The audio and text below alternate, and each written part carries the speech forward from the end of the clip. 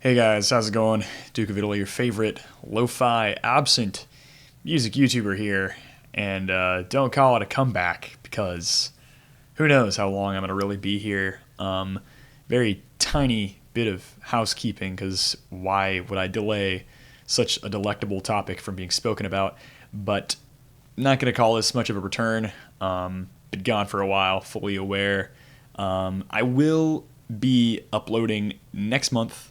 Um, Honestly, can't tell you how much I'm gonna be uploading after that. I'm gonna try and do nothing but black metal November next year as well. But don't expect a ton of videos. It's just been very busy. Got two jobs right now.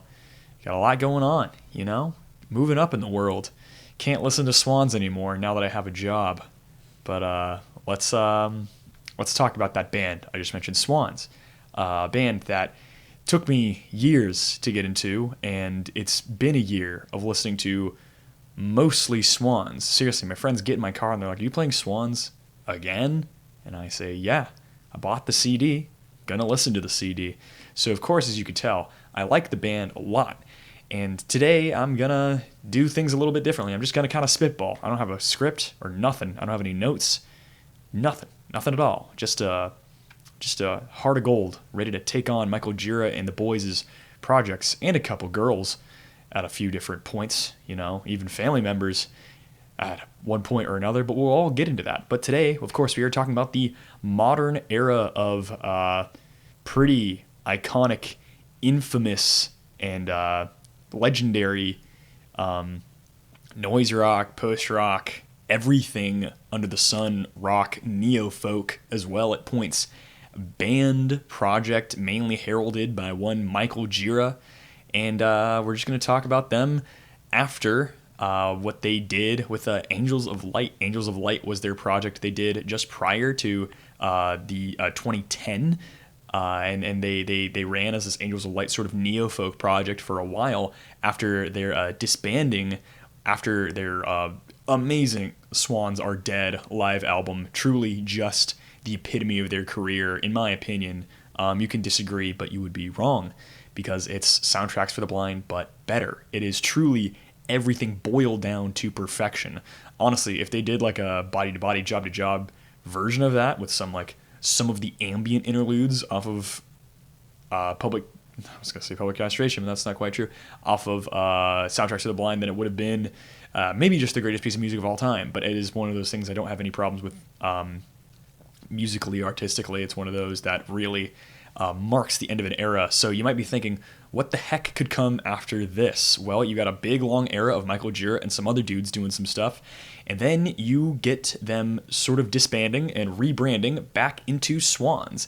And they enter this era with My Father Will Guide Me Up a Rope to the Sky. Now, a lot of people talk about this album as being sort of just a continuation of the Angels of Light projects, and I have not listened to any Angels of Light or World of Skin or most Michael Gira side projects, so I can't really add to that statement.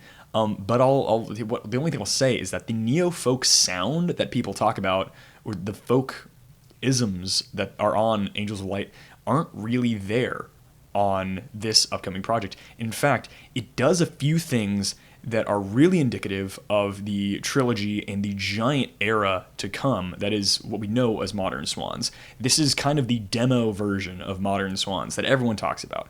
And it has a lot of points about it that kind of confuse me because it's hard to pin down what makes this album not exceptional, including some stuff that I'm going to mention about their upcoming live album. But what you get, especially with the opening track, No Words, No Thoughts, you get this pounding intensity, this giant sound, a rock sort of noisy angle, and like intense Michael Gira wailing vocals, kind of all the things the band is known for. And that opening track is perfect, being about 10 minutes of just foreboding, really interesting atmosphere. But it is definitely rock at its core. It kicks in. It's got aggression. It's really intense. And the rest of the album kind of follows suit with all these really simplistic yet really groovy songs that range about like 3 minutes and change up into about like 5 minutes. And the song topic's really interesting. You got a lot of interesting moments here and there. but all of the songs, or at least most of the songs, have a little bit of something kind of missing that pushes them over the edge. No Words, No Thought is great. A lot of the other songs are good here. I think this album is absolutely worth listening to, and I think it's a underrated Swans album. I think it is better than not Filth necessarily. I think it's about on par with Filth. I think that's a totally fine thing to say. I think it's their later era of the industrial stuff. I think it's a little better than. I think it's better than Love of Life. I think it's better than an album we're going to be talking about today. I think it's underrated. Not an amazing album, but definitely underrated. And of course, this will lead us into the first Swans live album of this era, which follows a trend they're going to follow for the entire rest of their career as we know it, since they just dropped their final Loud album, effectively ending their loud modern part of this end of their discography. They've been running for 15 years at this point doing this sound, and they're wrapping up their tour now. Unfortunately, I didn't get to see this leg of it, but I will have plenty to say about that in a few minutes. But we get the first of many live albums. We rose from the bed with the sun in our head with some exceptional artwork, this being the only live album of theirs that was mass produced. All of the other ones were on like a very, very limited single press release and are highly coveted items that I own, each of them, one copy each, which is the most prized thing in my whole record collection, other than, of course, my Echo 2K vinyl. But they're all pretty nifty stuff, and I got them mostly just to talk about them today. But the first one being We Rose from the Bed with the Sun in Our Head. In between My Father Will Guide Me Up the Rope to the Sky and the first album of their very iconic trilogy, The Seer, you get just a serious statement, and one that people do not talk about enough, in my opinion. You get a lot of people ask, like, oh, Swans sounds so different now. They are very different. Jarbo is essentially gone. Is it still Swans? And this is the time to answer the question, yes. And it also answers the question of, was that new album they just did Swans? It is a big, emphatic yes. Now, if you liked albums like Public Castration is a good idea, then you're really going to like the expansion on the songs on this one. You open up with the intro / No Words, No Thoughts, which takes that 10-minute song and adds a giant, like, murky, disturbing ambient piece into No Words, No Thoughts. It is sheer intensity. It is just a flurry of blows, and it just does not stop at all. It is extreme. And then you get a handful of old Swans tracks. You get Sex God Sex. You even get one of their industrial period songs that was kind of reimagined with Jarbo and was reimagined one more time with Michael Gira back on vocals. And you get one thing that the previous album didn't quite click with. All of those songs that were on there have been pushed to one degree further, with my favorite moment being the song Jim, about a dude from, I believe, KMFDM, another industrial project from like the late 80s, early 90s, more post-industrial stuff, a little less hard-hitting than Swans, but it talks about this guy as like this crazy reverential figure, and basically the main thing they do, other than that being that natural sense of live reverb you get from a live recording, you get a really airy, distant vocal passage from Michael Gira, and you get the tempo upped just about a good 10-15%, and it gives the song that oomph it needs to really kick into gear. Like, that is kind of my biggest gripe about My Father Will Guide Me Up the Rope to the Sky, is it's really just the tempo wasn't quite figured out. Like, every song is just an odd tempo, and it's a thing you learn listening to Swans that much, is like songs can be either too fast or too slow, but like that middling point is the real awkward moment where they will take a lot of songs and they will speed it up or slow it down due to some different, really intense effect. You get a lot of other really cool things off this live album, such as some songs off of the upcoming album, The Seer, including The Seer, and an utterly gripping rendition of The Apostate, which has so much swamped out reverb. This is actually a pretty high-fidelity recording as far as their live albums go, especially in this later era, or actually especially just in the grand scheme of things. You listen to like Public Castration, that album is recorded terribly. Can't blame them. They were probably so loud it was hard to get even a good reading. but you get really pristine, really good sounding stuff here. Not a lot of frills, not a lot of like excess fat. It's just the music, and it hits like a truck. You get a lot of really excellent moments here from everyone involved in the band. The atmosphere is great. The live version of The Seer is fantastic. It is the most clear-cut version of that. And the instrumentals, as opposed to what will be on that album, are full rock-oriented. If you wanted something that felt like, a way better version of Godspeed You Black Emperor, this is what you get. You get just sheer intensity. And it is all very organic textures here. You get like very clear guitar texture. You get very clear melodicism. It's not like stuff off To Be Kind where it's just like a bludgeoning weapon. But here, it is one of my favorite Swans moments.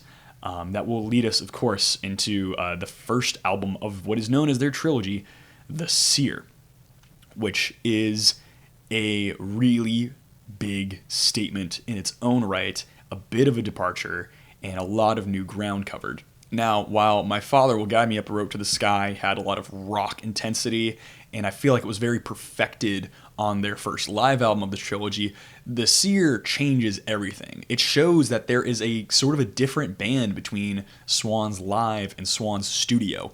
Swans Live has intensity and murkiness and mystery, but if you just want like more perfect sound, something that kind of completes the atmosphere, maybe a little less frantic and erratic, it's here, because they do a lot of improvisation live. In fact, if you read the liner notes of a lot of their live albums, they mention that, which not that many of them have it, but the one that predates Glowing Man does have a lot of liner notes that do emphasize how they would change up the sound live, they would change up the songs, they would do, basically Michael Gira would conduct them in a different way. But The Seer is an album that makes me really think about people criticizing My Father Will Guide Me Up the Road to the Sky as having sort of that still folky sound, because The Seer does have a very folky sound.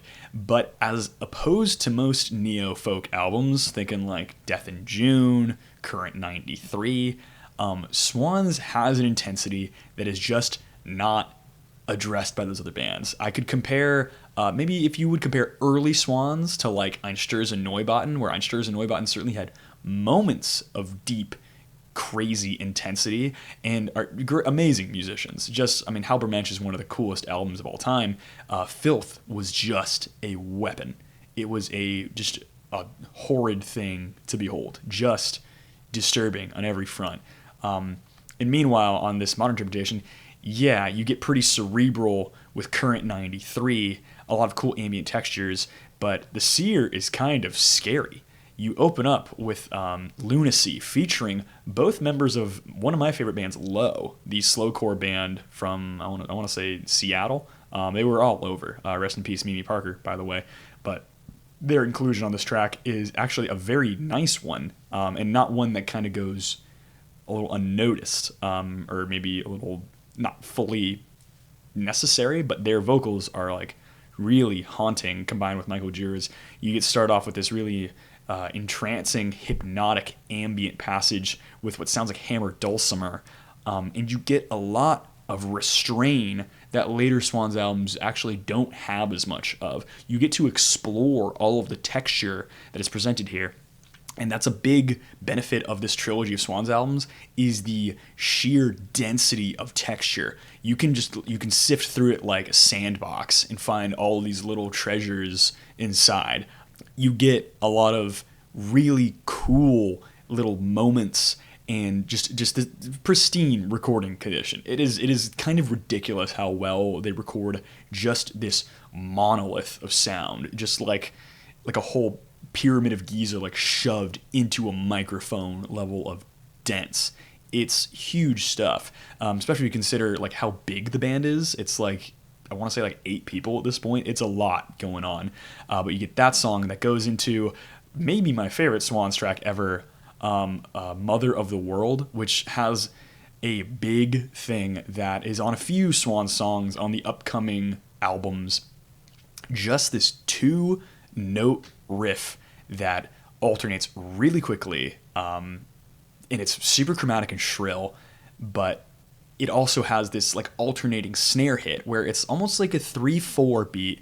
It's like 1-2 snare, and the snare is the defining element of its own portion of the measure, but other than that, it's like chromatic snare.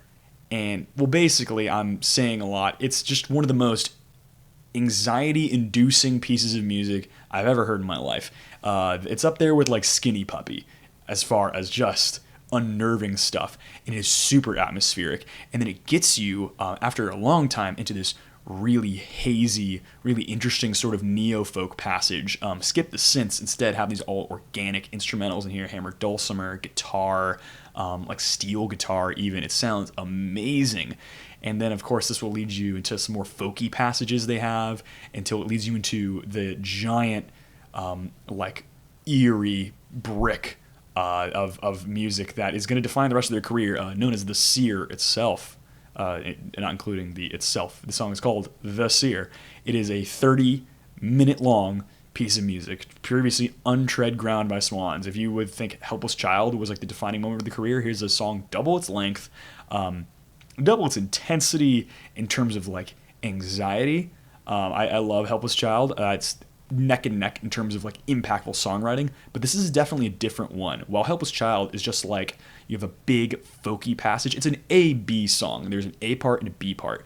The Seer has, well, really double that, and it's not like one riff that is super catchy that just keeps growing and swelling. Here, instead, you get a mirror of haze, like a broken mirror of just shattered perspectives of dense horns and strings, and it's like a whole orchestra that is like melting for minutes and minutes and minutes until you get this subtle yet intense groove that is built up and built up and built up, and until eventually you get sort of this come down thing of this really eerie like bass groove that Michael is just saying nothing over the top of. He's just like spitting on these random like not even phrases, just like vocalisms. He's just making noises essentially, and it's just maddening. And I'm not gonna say like I understand the full concept of this album, but if you want to have like this like psychedelic spiritual experience in a very negative sense, this is it. It's like entering into like a scene in The Northman of like just animal instinct and horror and just gross things about life. It's a really cool thing, and if you were to get the vinyl version of this album, the album actually ends with this title track, just in a really eerie and creepy and cool way. Very high moment here, and then you enter the B part of this album, which, for being a triple album, it very complete sound. It's great stuff, and you get into songs like, the main thing is The Apostate. Like, of course, you get Song for a Warrior, and you get these little moments that are just these beautiful folk songs, one of which involves Michael Gira's daughter. Sorry, not Michael Gira's daughter. It actually involves the woman from the Yeah Yeah Yeahs. She's the vocalist on Song for a Warrior. And you get like these gothic country things, but they're not so dour. That is a cool thing about this era of Swans, especially into the latter portion of this era of Swans. You get really bright moments, and Song for a Warrior is one of them. Beautiful songwriting, beautiful guitar work, just really lush, hopeful music until it is given one of the coolest moments in Swan's career with The Apostate, which is like a 19-minute song which starts with a really long, like almost steel guitar solo, if you will. It is like atonal and eerie, but not harsh. It's just like you could mistake it for all of the various sounds in the recording booth. It's obviously very intentional as it courses into this one thing that's going to actually define the next album, To Be Kind, in this career, of just this super groovy bass riff. It's something I would wanted on My Father Will Guide Me Up the Road to the Sky. It's not overly simplistic. It's actually rather speedy and has a lot of sort of like intensity and urgency to it. And Michael Gira has almost like a high pass filter over his voice, which sounds almost coming through like a radio, with also this very distant reverb, a la like, I don't know, Bruce Springsteen or something like that. and he's just saying all these random things about getting a ladder to God and climbing it. It's super cool stuff. I love this album by Swans because it asks a lot of questions, and the atmosphere of it requires that there doesn't need to be an answer, because the sort of point of the album is like Michael Jarrett asking these questions and having a really hard time wrestling with them, and also very much addressing like the evils of the world at the same time. Very spiritual, very psychedelic, very wild, folky album. This has a lot of the folk things that people kind of criticize about the previous album, despite them not really showing up that much. If you want a album that has like intensity of like really hard-hitting noise rock, but like it cuts out all the distortion and replaces it with lush instrumentals, this is the one. It's very, very cool, very interesting. And this version of the Seer, you can see how much it grew from the live album that they just put out before this one. It's just, it skips all the rock stuff, which I love the rock version of the Seer, but this has a more neo-folk, more eerie, less pressing, more ambient thing, which atmospherically has a lot to be said. The Seer is essential listening for Swans. It's essential listening in general. I'm not going to say it's my favorite of the trilogy, but I'm not going to say it's not my favorite of the trilogy. It kind of switches, which this will, of course, lead us into the next live album. This next live album is known as Not Here, Not Now, and it is an album that, like, I mean, if you want to talk about Fantano ratings, it probably like just indicated a upcoming thing back when Fantano was like super, super hot in his career. You get a really cool sort of lo-fi live recording of basically almost entirely To Be Kind material. You open up with To Be Kind with a version that skips out on all of the intensity on the latter half of that track. You get a very eerie, mystical version of this song, which I guess has a bit of that Seer remnants to it. It has a bit of that Seer atmosphere. You get a little bit of that Seer energy to it, but it definitely has a foreboding, new, interesting sound. It has a less oppressed sound and a more oppressing sound. While you would listen to the Seer and feel sort of like a mutual sense of suffering, on this one, it feels either taking you with it or very pointed at you.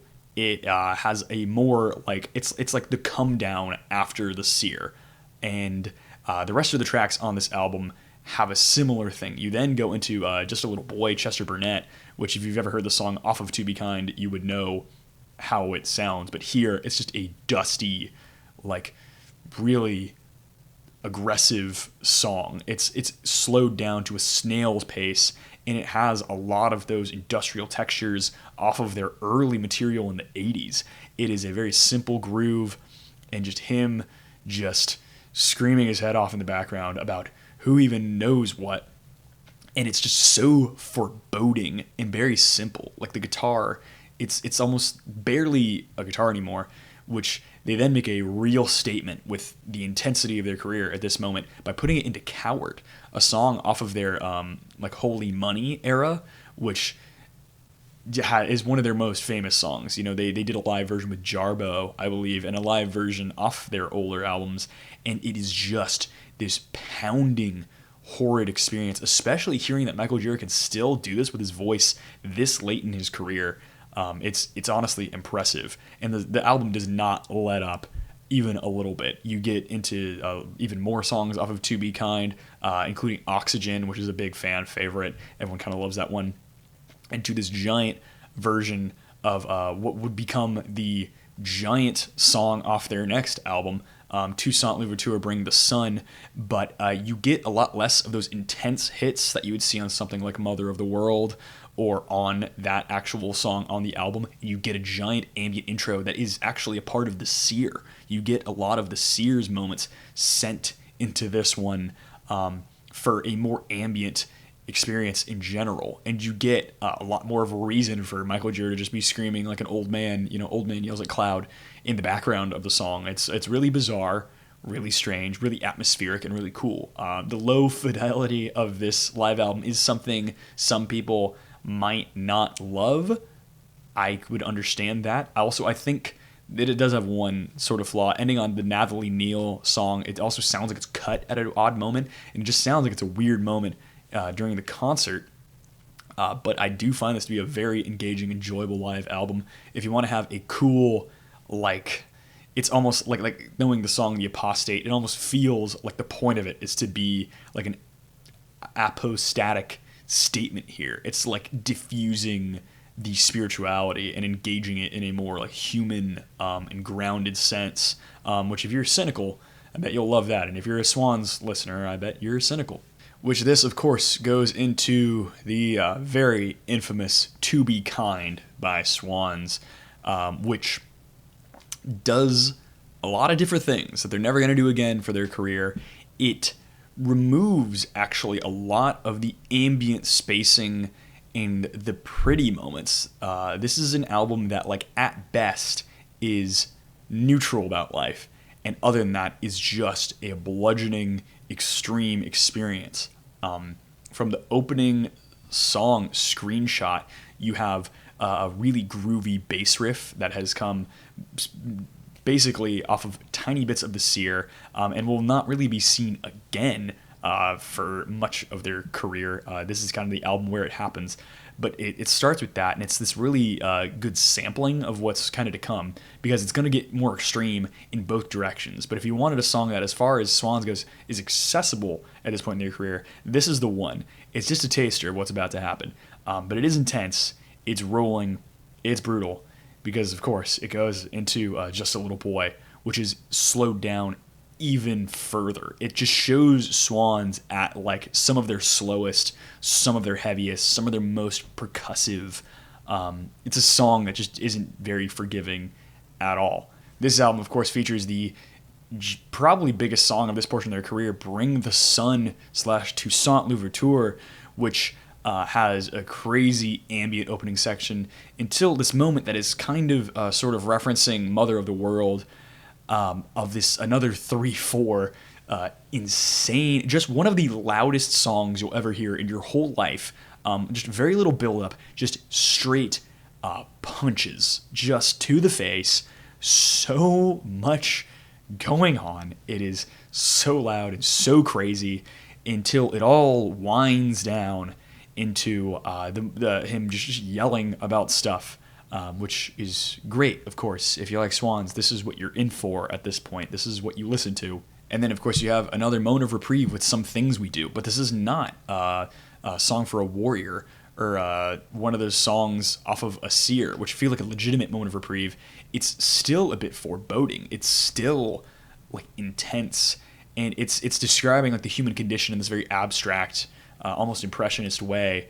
That's like, it's not condoning or condemning, but it is just stating the facts. And it's one of those things that, like, within context of the album, like, sound-wise, you're like, kind of, thank God, that was a lot going on. I need a little bit of moment before it keeps going. But it does sort of make you wonder about the state of people here, including Michael Gira, including the people involved on this thing. I think it doesn't give them any reprieve either. And then this goes into one of my favorite songs, She Loves Us, just so intense, so insane. And this is an album that I would say has a lot of similarities within a lot of its songs. I feel like I've kind of mentioned the highlight moments here, but the biggest aspect is the sort of density, percussiveness, and simplicity of a lot of this album. It has a lot of dense textural layers like the Seer, but it is more rock oriented. It strips away a lot of those folk melodies and keeps the steel guitar being played essentially like a drum, like a bludgeoned instrument. This album doesn't let up at all until the final track, To Be Kind, which is just as foreboding as the rest of them, and then kicks into high gear again. It's like the live version of To Be Kind versus this version is like Johnny Cash's Hurt versus Nine Inch Nails' Hurt, where in case you thought it forgot about the intensity of the emotions on this piece of work, you're sorely mistaken. It is a pretty harrowing experience. It's a lot to deal with. And it's another great album, another statement by Swans, and another example of how this trilogy has so much to say. And it's an album that I'm still digging through today. Despite its simplicity, it's got a ton going on. Now, this next Swans live album that follows To Be Kind is known as The Gate. And one thing I like about it is that it does a little more referencing to the trilogy. It is basically the trilogy capstone thus far. It kind of has the songs you already know. It references some old ones. It plays some old ones. It reimagines some old ones. And it has newer songs mainly. And it also shows them very much at a developing point before the next album, Glowing Man, is finished, which I think is really cool. The whole thing kicks off with Frankie M, which is a song that starts the second half of Glowing Man. And it actually feels a lot more almost singer-songwriter, definitely foreboding, but like overall more approachable, like less anxiety-inducing, just kind of keeping intensity in a more friendly way, which I guess is why a lot of people love Glowing Man in general. It's a lot more engaging on I'd say like a personal level, like it more connects you to it instead of attacks you, which Swans would never care whether or not they attack you. Not saying this is a friendly live album or series of music, but it definitely does express itself a bit more like that. But it doesn't let you forget about the older songs as well. You get a couple versions of songs that have been played before, such as Just a Little Boy and A Little God in My Hands, which are songs that keep the intensity going to match sort of the latter half of the expression of Glowing Man.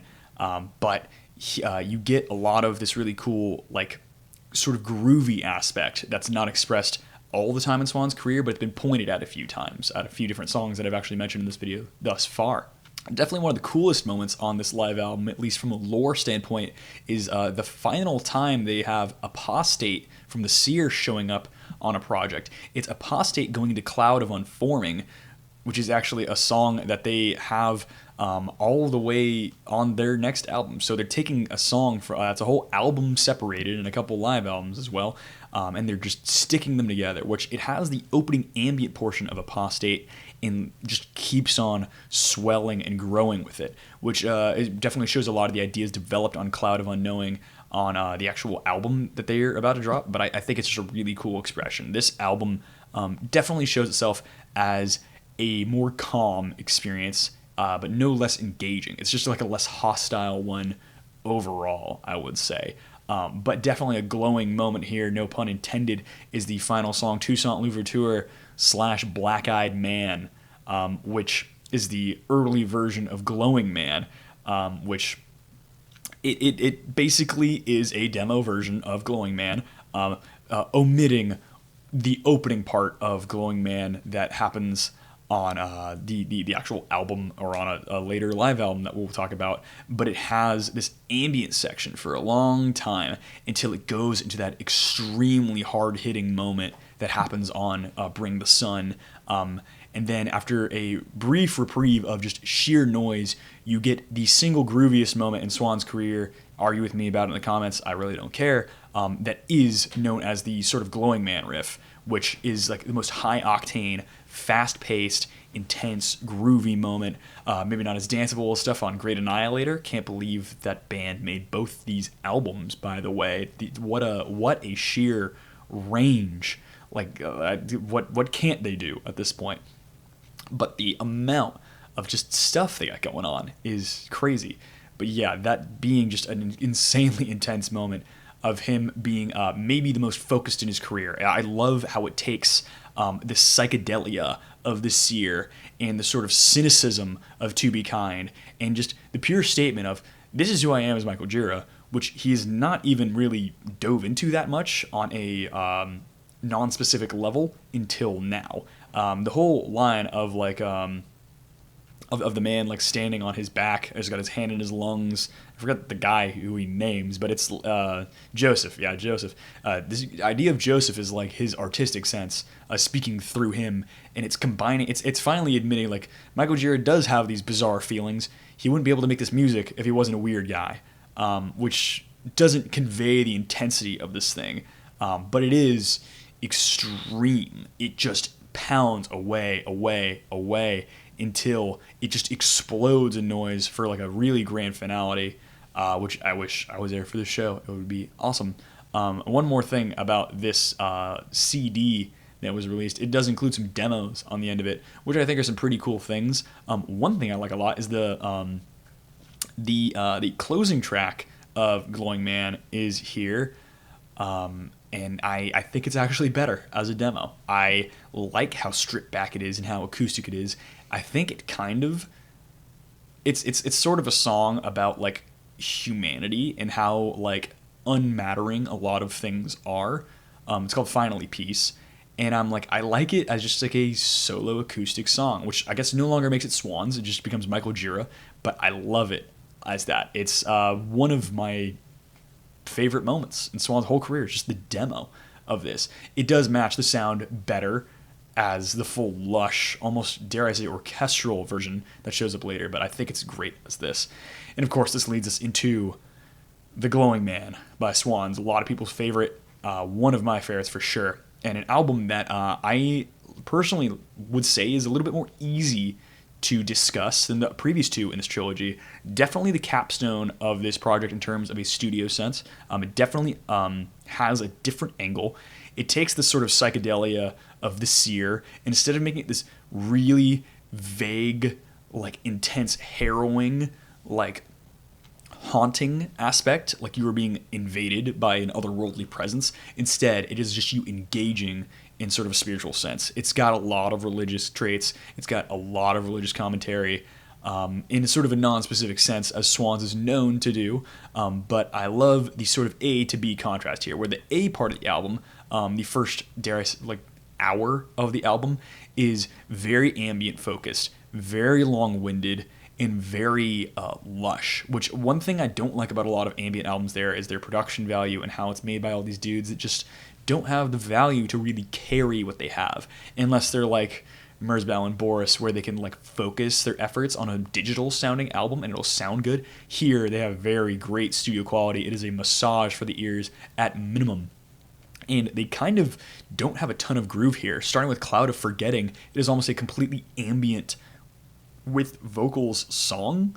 It's super strange and super weird, and it's super cool at the same time. And then it goes into Cloud of Unknowing, which is just this giant 30-minute mass of very slow and subtle grooving, with singing over the top of it, with sort of like a lot of questions about there being another presence, there being a mind. That's a thing I love that Michael Gira has to say. He sort of compares this idea of like the sun and God and like that being the mind, which I think is a really cool way to point it. It's also like poetically it hits very hard, at least in the English language. It connects very specifically, which this first half of the album is also very texturally consistent, to the point where World Turn Red, World Turn Black has like sort of the horn part feels almost a bit out of place. It doesn't connect as well as the other parts tend to do, but it is very loose and filled with a ton of air.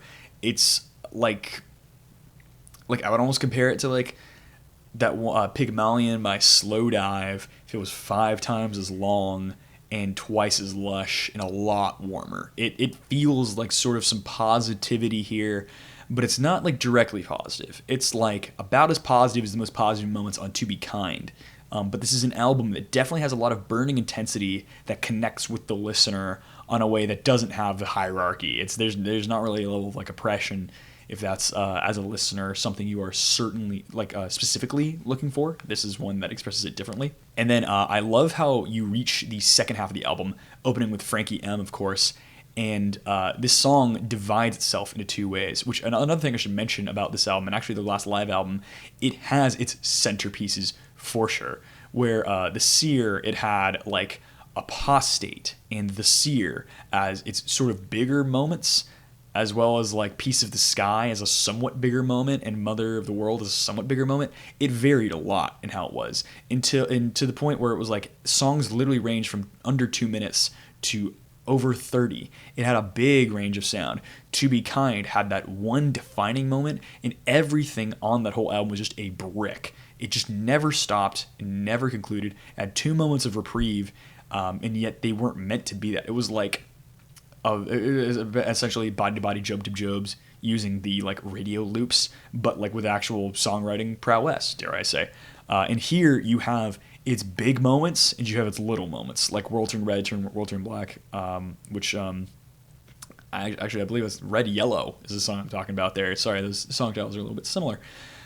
You get like this sort of smaller ambient moments like Cloud of Forgetting contrasting with the giant Cloud of Unknowing, which just swamps you with a more discernible groove. It has more of a structure to it instead of just being this brick. You've got the bricks and you've got the pieces, but the pieces are just scattered over so much, which I never really thought about until right now.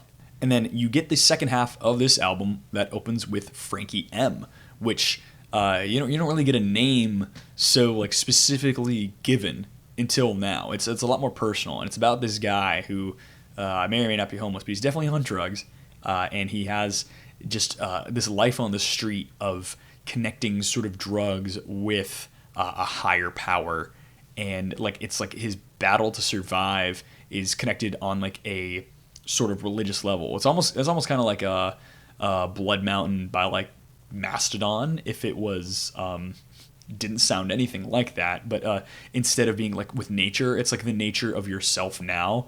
Kind of like I'm trying to think of like a sci-fi reference to that, like maybe Dune, people making religion out of like just things that are modern in a way. I think it's some pretty interesting commentary there. But Frankie M starts off with a really loose, kind of easy to digest, more ambient singer-songwriter section, and then it gets really intense towards the end, which is a really cool contrast, and it manages to be engaging the entire time despite its really massive over 20-minute runtime.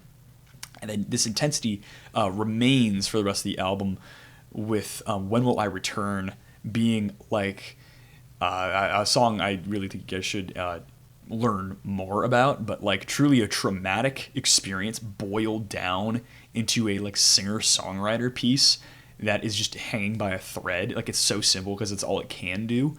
It really, like if you were gonna ask if this album lacked truly dark moments, this song answers it pretty clearly.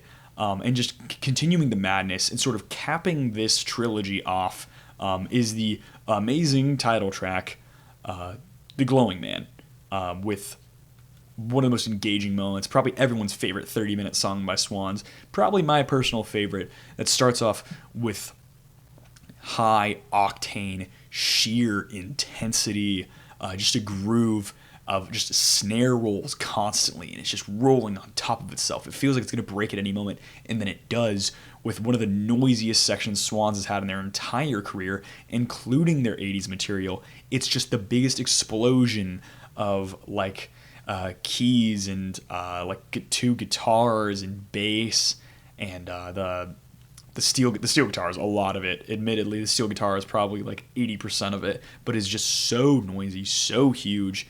It's just like can't contain itself. And then if you thought the intensity was like, you're like, oh, that's as intense as they can get. No, because they actually totally reuse that same groove from Bring the Sun, that hard-hitting, bludgeoning effect, maybe the most noisy moment in their career.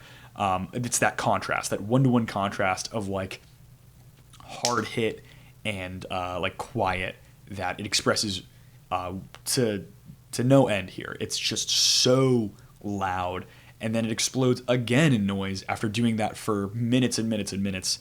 But it is completely engaging the whole time. It's one of those songs that makes you drool, just totally drool, until it hits that crystal clear piano and bass groove that it's like a Queens of the Stone Age groove here, minus a lot of the technicality and wizardry that those guys have, because they're all fantastic musicians in a much deeper right. But this moment is truly just insanity, and the whole thing ends on a beautiful note into When Will I Return, which is a song that's like, it's almost a little tongue-in-cheek with how much it tones itself down. And like I could see you laughing a little bit when that song comes on and you hear like an acoustic guitar groove. But I do the studio version having so much lush instrumentation, it does make it a bit more palatable. I do see why they did that, but I just love the acoustic version. The acoustic version is really great. But The Glowing Man is one of the most crazy moments in their career. It's really hard to define Swans' trilogy as anything other than itself, because each of these albums are like its own little trifecta, its own little triumvirate of Swans. Like, they had albums like Great Annihilator and Soundtracks for the Blind and like White Light from Mouth Infinity that are just amazing moments, but they feel a little disconnected from each other. But all three of these have, I mean, you just look at the song lengths and you're like, yeah, there's connecting moments there. And you hear their live albums, which shows you how they connect them texturally and songwriting wise. But you see they morph into different beasts. Like, these albums are different expressions very clearly. Of all very different things, but at the same time, they're all entirely Swans. Not a single other band on the planet could recreate this sound. It's truly just a really, really cool thing. And the point of this that caps off this part of their career is their live album Deliquescence, which opens with the song The Knot, which is a 45-minute long song that, I kid you not, rides a single note for the majority of it. And it manages to still be pretty good, which is the crazy part. But I think it is the biggest example of how the rest of their career is going to sound, skipping an album. I'll get to that in a minute. But this sort of like single note, sort of hazy effect is sort of like a demo idea of what they would express in the future. They didn't make a fourth album of this trilogy, making it a quadrilogy. But this song here definitely showed what the future was going to be like a little bit. It was still hazy, still intense, still burning, still just a brick wall of sound that would swell in a really subtle way until you realize it's so loud you can't really stop it. But it's got a lot of cool moments here. It's definitely a cool song that is worth exploring multiple times. And then you just get a grab bag of a lot of highlights off the rest of their career. You get Oxygen, you get Screenshot, which immediately follows that, which having a song that was kind of slow and plodding, a little bit on the slow and plodding side, but not as slow and plodding as something like, Just a Little Boy. But it's definitely contemplative, and it feels darker and a bit more like empty than, like empty emotionally, like a feeling of emptiness, like a dour, sad emptiness compared to Glowing Man for sure. It feels like exhausted in a way, but not in terms of songwriting. It's got a lot going for itself, and you've got plenty of other highlights on this album, such as the song The Man Who Refused Being Happy. Yes, that is what it's called. It is one of the more groovy moments in their whole career. It's a song I really wish they brought into a live setting, but it's kind of like if Frankie M was like turned on double speed and given more intensity. It's like frothing at the mouth like a rabid like coyote, just trying to like grab at just like a piece of meat. It's really intense stuff. It has a lot of the similar things that they were talking about on songs like Frankie M, especially Frankie M, including the Butterflies. That is a sort of short-timed lyrical topic that was brought up by Michael Gira in this era. You get a lot of great moments here. Also, like Cloud of Unknowing comes back with a new, more speedy groove coming towards the end, which keeps the song going in a more interesting way. But it is like the loudest that song has ever been. If you watch that footage of the dude jumping, like almost moshing in the Swans concert, and then Michael Gira grabbing him by the hair, you can hear them playing Cloud of Unknowing in the background. And it is so stupidly loud. And the whole live album ends with what was actually at the time my first exposure to Glowing Man, which was the opening section of Glowing Man into the noisy section, into a extended version of what some may say is the best groove of all time, the like hard-hitting Glowing Man section of Glowing Man. You know, I am a glowing man, I am, etc. Just phenomenal stuff. Maybe a bit of a victory lap for Swans. It's almost them like testing things that they're like, let's see how far we can take the Swans sound. But what they would learn later in their career is that stripping it back and using it in moderation was actually a strength that would benefit them greatly. But not yet, because they took a little break, and then they hopped back on for Leaving Meaning, which is an album that is a lot shorter. It's about an hour long, maybe like an hour and a half, give or take. and it just does. I'm gonna be honest. It's one of my least favorite Swans albums. It brings back an old Swans song called "Amnesia" from Love of Life, which isn't my favorite Swans album as is. But all these songs have this very sour, dissonant neo-folk sound to them, which is what it goes for sure. If you love Current 93 and his atonal singing, you would love this. But to me, it's an album that kind of like My Father Will Guide Me Up the Road to the Sky has moments, but it needs a better expression of these songs live, which I will mention in a little bit. But it's my least favorite album of this era of their career. I'd rather listen to My Father. I'd rather listen to maybe any other Swans album, in all honesty. It's the most disappointing one I've ever heard, probably. I mean, there's well, I'd probably take it over like Burning World, but even then, I think Burning World at least has like Goddamn the Sun, which is just another stellar moment in Swan's career. Really odd how that one just shows up on that album kind of randomly. But like this album here feels like it's testing ground, but it's not reaching anything. Where My Father felt like it was like reaching things, but just kind of held back for some reason, which for a lot of those songs was literally just tempo. Those songs would show up on the live album and just be great. But here, I feel like it had sort of had a loose intensity that a lot of these songs weren't reaching. It just like had, if you don't like Swans, you would hate that album. It just, everything about Swans that like doesn't fully capture a listener is kind of here in spades, in all honesty. I think it doesn't ever reach a point that I love. I just think most of the performances are a bit on the weaker side. And I'm glad that it ends at some point.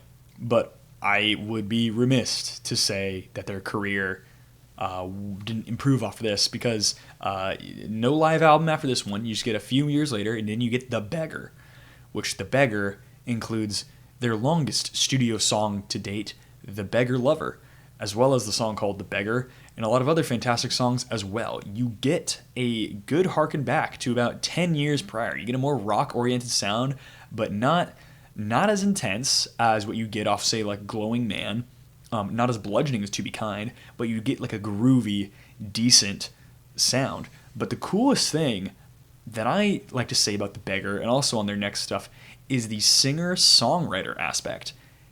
Michael Gira is singing about things that make sense. He's got a lot to say, and it goes perfectly. But it doesn't miss any of the density that you would get on the trilogy of albums. In fact, Michael Gira's own vocal intensity is in peak form here. He has a really cool ethos to this album where these songs are directly addressing mortality consistently, and this is right as he reached 70 years of age, which this loud of music, you're making it 70 years of age, is crazy to me.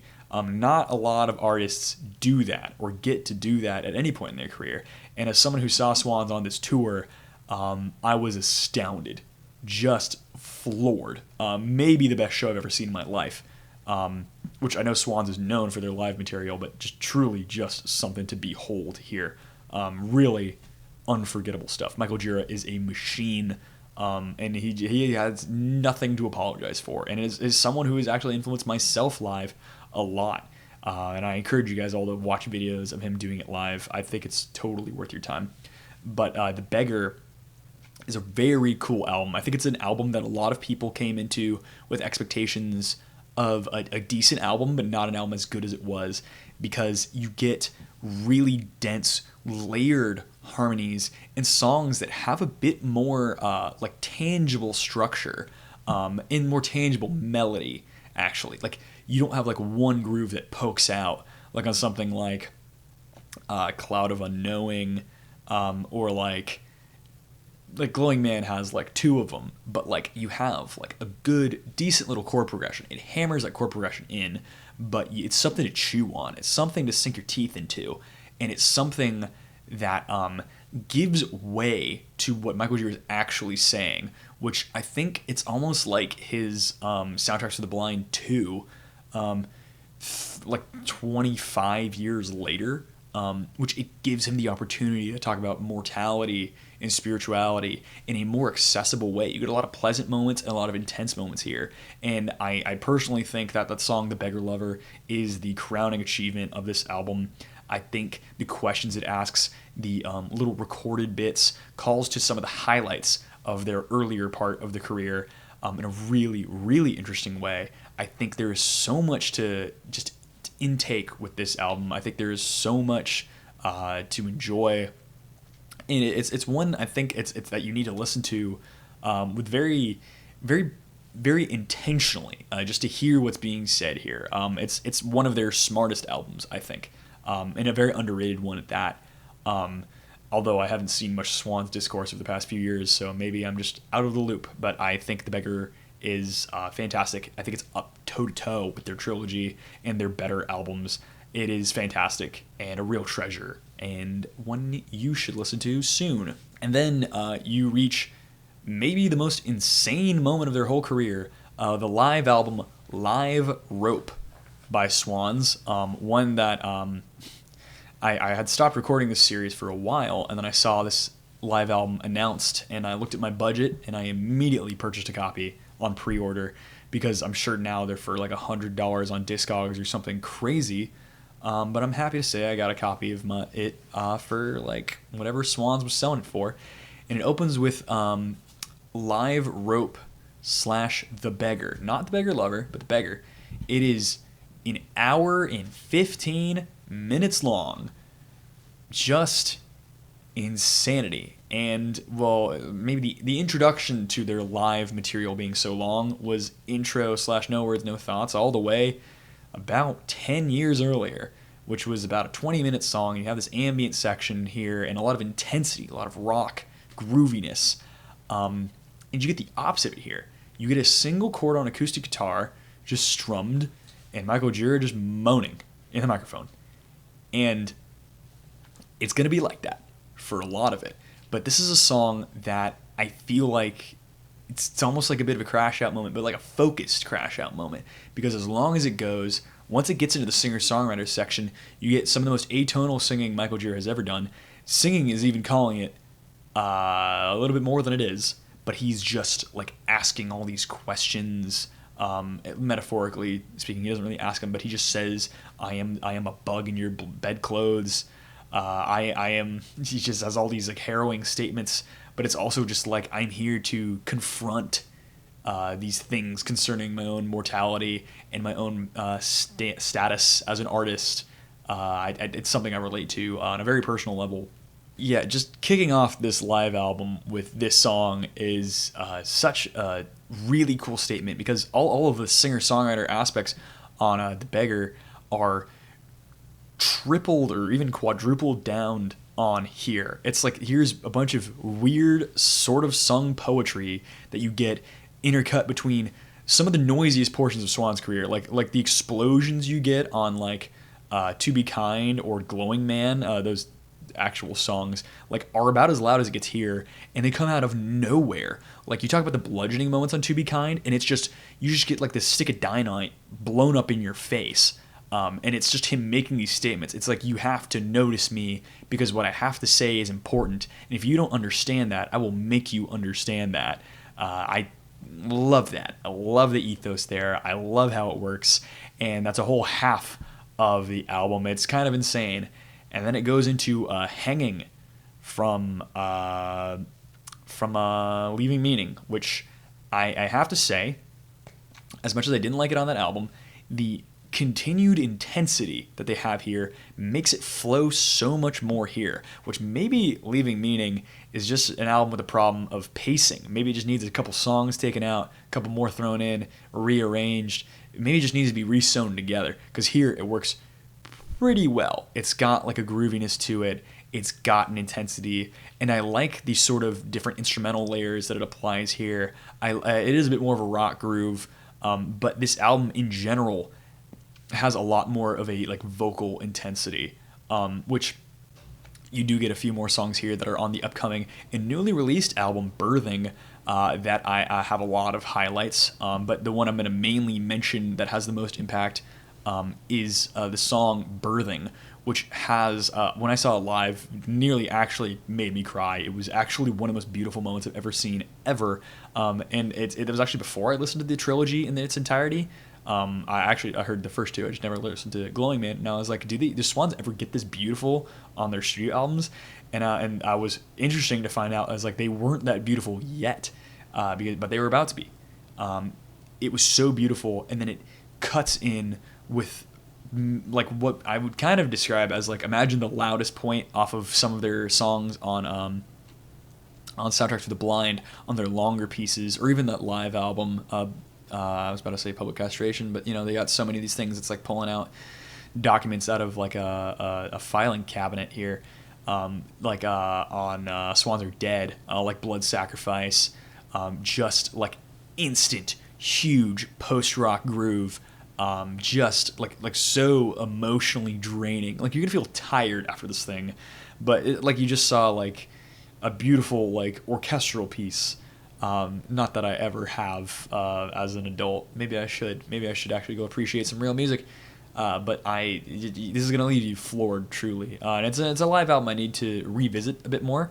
But it's got moments that are just insane. I think it does kind of do what like Not Here Not Now kind of has, where like the ending is like a little not fully satisfying. Like Natalie Neal back there like was just kind of a whatever ending, but here it does the same thing, but similar amounts of value you certainly get from just the bulk of this album. I just think closing wise, you don't get the full live experience of how that works. But of course, this leads us into Birthing, the latest Swans album, which I can't believe we got here in one video. Crazy stuff. And I was floored by this album. Truly just one of the coolest things I'd ever heard, because it's actually pretty easy to tell you why. It took my favorite things from this era of Swans and combined it with my favorite things from other eras of Swans. It took the singer-songwriter stuff at its peak, and truly at its peak this time. Like, lyrically, just so much going on, and it kind of concerns like life as a big process. Like, Birthing does seem to sort of be a consistent reference all over this album, but it's done so beautifully and existentially. But you get the most positive points of Swans at this point in their career since The Seer, which Seer had like a Song for a Warrior once again, but you get that on a couple songs here. But you also get the single harshest contrast you've gotten since the actual content of the songs in To Be Kind, where you'd have like those hard-hitting grooves and silence, or a song like Coward necessarily. But imagine if that song was turned into an album conceptually, because that's what you get here. You get songs like Birthing, which will make you sob in terms of just philosophy of life and stuff like that. And then you reach The Merge, which is, I don't know how, as a 71-year-old man, Michael Gira is comfortable making this song. It's kind of like, trying to think, Scott Walker that late in his career. Like, that's the only comparison I can make of just, like, imagine making something so incredibly uncomfortable. Like, the single hardest hitting grooves in Swans' career are rivaled by The Merge. It is so intense and bludgeoning, yet thick and dense. It's kind of a grab bag of their trilogy stuff, but at the same time, it's just boiled down to this 20-minute, like, destructive force. Speaking of 20 minutes, this is an album where every song is given equal importance. They're all of a similar song length. They all do something a bit different. Some of them are a bit more singer-songwriter. Some of them are a bit more droney and beautiful and ambient. Like I Am a Tower has a few sections to it, which I think was why they released it as a single. It was given a lot of emphasis there. It had a lot of like really beautiful moments, and then a lot of like more singer-songwriter moments. And then the whole thing ending with Rope Away Away is such a cool, slightly eerie, really cool philosophical way to cap off the album. It just trails off, and it's really, really interesting. But Swans had a phenomenal streak of albums here, aside from one misstep, I believe. But I think all of these albums genuinely provide a ton of value, even like to artists, to listeners, to poets, lyricists, musicians in general. I did a bass groove with my band the other day, and I was using the live version of Cloud of Unknowing as inspiration off of Deliquescence, which they used not on Leaving Meaning, but on The Beggar Lover. I noticed that. Don't think I didn't. I'm crazy. I just want to say I'm sorry because I just want to say explaining Swans is not the same as listening to them. I hope this gave you guys some interest in their career. But the thing is, like, it's a band that no matter how many times I listen to these albums, I feel like I still don't fully digest them. I still feel like there's still more to listen to. I've been listening to mostly Swans for the past 9 months, and it just never changed. I was just listening to these live albums, drilling them in my head to actually get ready for this video, and it just never stopped. It just keeps going. There's more to digest. There's more to accept. There's more to sink your teeth into. And it's just so much to look at. It makes me think, like, is there like outside reading I should look at to understand this better? But it's in a way that feels so just out of reach. It's like I'm about to get it every single time. And that's the thing that's like very interesting about it. Because there's plenty of parts where you're just like, that nail on the head. I get it. It's perfect. And if the lyrics are hard to understand, the music itself isn't. Believe me, anyone can play it if you just have patience. But it's just hard-hitting, intense, over and over. Truly just a gratifying experience. And the recording quality makes Birthing, in particular, different from so many other drone albums out there. Because it's just, like it's so gorgeous, and there are things actually happening. It's not like just a brick of ear massage. It's actually like, let's have this part happen. Now let's have this part happen. It's Swans is a band that I deeply encourage everyone to get into, because there is an album for everyone. I think, like, if you can't get into Great Annihilator, I don't even know what to say about you. I have 2 of those songs on my Halloween dance playlist, dude. They're that good, but they clearly have songs that could never show up on a playlist like that. Like imagine throwing like Toussaint Louverture Bring the Sun onto that. That would be insane. You get so much to digest here, and it's crazy to me because you've really seen a band put all their lives into a piece of music, and how are you expected to like fully engage all of that? Like, it's so deep. You could tell so much effort was put into here. And if nothing else, you can tell that is why it has value as art. And it probably is what translates it to an enjoyable, or at least in retrospect enjoyable listening experience. Because, I don't know, it gets kind of scary at points. But, you know, it is October, so I guess that's worth it there. That's about it. That is Swan's modern career, talked about in a little over an hour. Hope you guys enjoyed. I do not remember how I did these outros, but if you enjoyed, I'd appreciate a like and a subscribe. Comments, questions, concerns down below. Social media in the description. Facebook. Not even I don't include Facebook. Discord. For all you Discord goons out there asking when my video is coming, here it is. Hope you're happy with yourself. Nothing But Black in November coming soon. I'll probably just post the list on Discord and then just get straight to reviews. But this year it's all Finland. Everything's Finland. But that's, shoot, man. That's about it. Hope you guys enjoyed. I certainly did. But I gotta go to the bathroom, so, because that was a long recording, and I don't want to put myself through this any further. So, yeah, have a good day. Bye.